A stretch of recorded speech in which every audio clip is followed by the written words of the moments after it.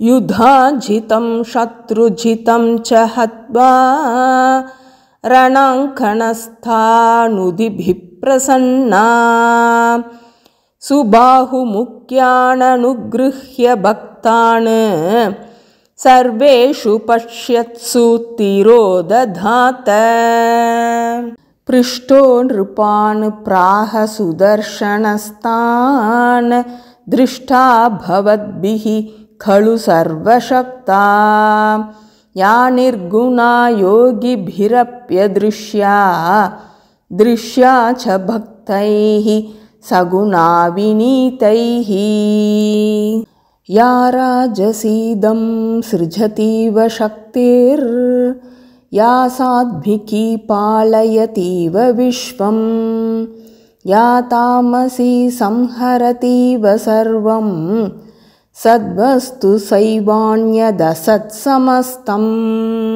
भक्तार्तिहन्त्री करुणामयी सा भक्तद्रुहां भीतिकरी प्रकामं वसन् भरद्वाजतपोवनान्ते चिराय मात्रा सहतां भजेऽहम्। तामेव भक्त्या भजतेह भुक्ति मुक्तिप्रदामस्तु शुभं सदा वः। श्रुत्वेदमानम्रमुखास्ततेति सम्मन्त्र्य भूपाश्च ततो निवृत्ताः। सुदर्शनो मातृवधूसमेतः सुबाहुमापृच्य रथाधिरूढः पुरीमयोध्यां प्रविशन् पुरेव सीतापतिस्तोषयति स्म सर्वान्। लीलावतीं प्राप्य विमातरं च नत्वा विषण्णां हतपुत्रतातां सधुक्तिभिः कर्मगतिं प्रबोध्य स सान्त्वयामास महेशि भक्तः। जनेषु पश्यत्सु सुदर्शनोऽत्र त्वां पूजयित्वा गुरुणाभिषिक्तः राजेद्वदीयं गृहमाशु कृत्वा पूजाविधानादि च संवृधत्त।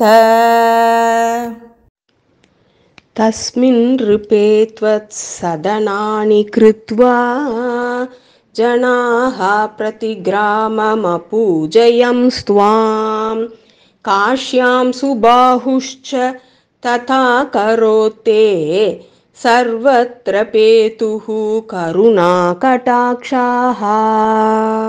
न कर्मणा न प्रजया धनेन न योगसाङ्ख्यादि विचिन्तया च न च व्रतेनापि सुखानुभूतिर्भक्त्यैव मर्त्यः सुखमेति मातः।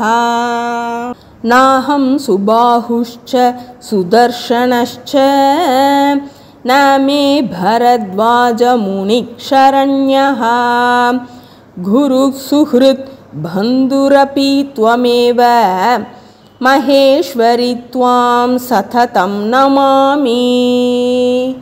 अम्मे नारायणी, देवी नारायणी।